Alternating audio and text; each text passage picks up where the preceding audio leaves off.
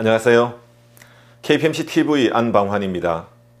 오늘은 중대재해처벌법 시행령 제4조 안전보건관리 체계구축 및 이행조치에 대한 6번째 영상으로 산업안전보건법에 따른 전문인력 배치에 대하여 소개드리겠습니다. 안전보건에 대해서는 사업장 안전보건관리 책임자의 리더십과 의지가 무엇보다도 중요합니다. 그러나 안전보건관리 책임자가 안전보건 분야의 전문이 아닐 수 있습니다. 그래서 이 조항에서는 안전보건과 관련된 전문 인력이 사업장 안전보건관리 책임자를 보좌하고 또 관리감독자 등에게 기술적인 지도와 조언을 할 수 있도록 하라는 내용입니다.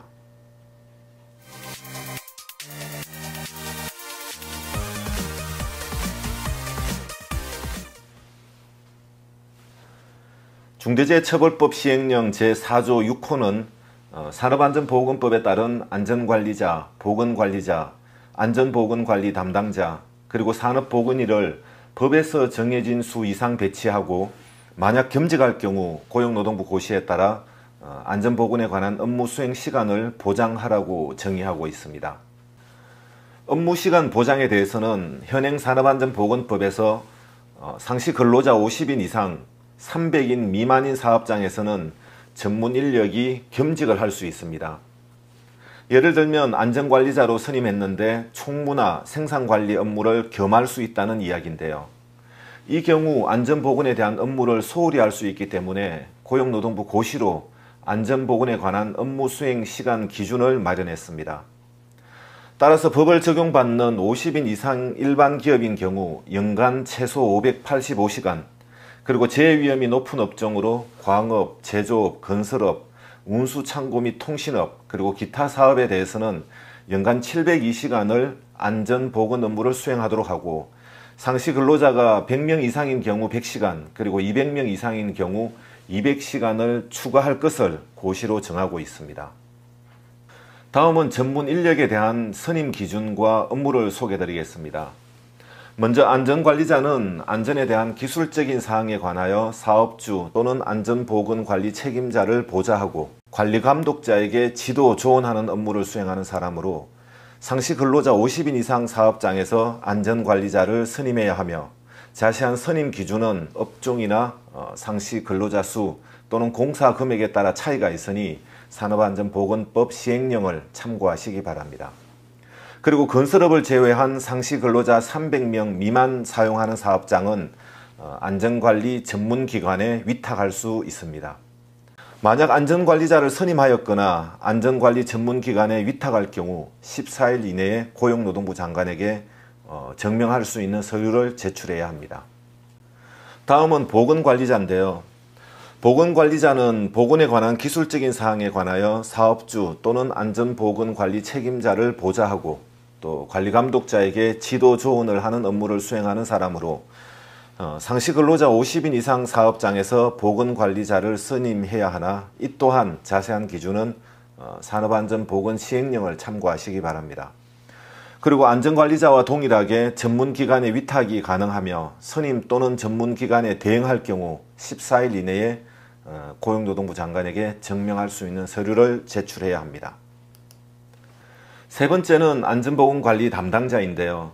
안전보건관리 담당자는 상시 근로자 20인 이상 50인 미만인 제조업, 임업, 하수, 폐수 및 분유업, 폐기물 수집, 운반, 처리 및 원료 재생업, 환경 정화 및 보건업에 적용되며 안전 및 보건에 관하여 사업주를 보좌하고 관리감독자에게 지도, 조언하는 업무를 수행하는 사람입니다. 안전보건관리 담당자를 두어야 하는 사업장은 상시 근로자 수에 관계없이 안전 또는 보건관리 전문기관에 업무를 위탁할 수 있습니다. 다음 산업보건의는 보건관리자를 두어야 하는 50인 이상의 사업장으로 근로자의 건강관리나 그 밖의 보건관리 업무를 지도하는 사람입니다. 산업보건의 직무는 근로자 건강진단 결과의 검토 및 그 결과에 따른 작업 배치, 작업 전환 등의 업무를 수행하며 고용노동부 예규 산업보건의 관리 규정에 따라 한 명이 담당하는 근로자 수를 2,000명 이하로 제한하고 있습니다. 그렇지만 기업활동 규제 완화에 관한 특별조치법 제28조에 따르면 기업의 자율 고용에 대한 내용이 나오는데요. 1항에 산업보건위에 대한 내용이 나옵니다. 결론적으로 산업보건위는 기업활동 규제 완화에 관한 특별조치법에 따라 채용하지 않아도 된다는 결론입니다. 자, 그러면 시행령 4조 6호에 따른 산업안전보건법의 안전관리자 등 전문인력 배치에 대하여 이미 사업장에서 전문인력을 배치하고 있다고 생각하지만 중대재해처벌법 시행에 따라 다시 한번 점검을 해보도록 하겠습니다. 먼저 사업장의 현황을 파악하는 것입니다. 사업장 현황은 사업자 등록증에 따른 업종을 파악하고 상시 근로자 수를 파악하는 것입니다. 물론 건설업의 경우 공사 금액을 확인해야겠죠. 두 번째는 산업안전보건법 시행령을 참고하여 전문 인력에 대한 선임 기준을 확인하는 것입니다. 세 번째는 상시 근로자 수에 따라 300명 이상인 경우 법적 기준 이상 전문 인력을 채용해야 하며 300명 이내인 경우 채용 또는 전문기관에 대행이 가능합니다.